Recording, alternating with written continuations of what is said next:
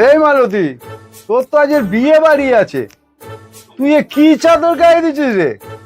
হ্যাঁ, এটা কি তো সাউরির চাদর নাকি? ছিঁড়ে গেছে, রং চটে গেছে। এ বাবা, এই চাদর ফেলে দে এবার। হ্যাঁ, তুমি একদম ঠিক কথাই বলেছো। কি করবো বলতো, বাচ্চা সারাক্ষণ মদ খেয়ে সব পয়সা উড়িয়ে দেয়। নতুন জিনিস কিছু কেনার জো আছে, দেখি কোথা থেকে জোগাড় টোগাড় করতে পারি কিনা। আমার এই চাদরটা কেমন পুরানো হয়ে গেছে, ওই বউটার চাদরটা কি সুন্দর চকচক করছে। কি করে চুরি করবো? একটা আইডিয়া আসছে, ওই তো একটা বাইক আসছে। দাদা বলছে আমাকে একটুখানি আগে ওইখানে ছেড়ে দেবেন।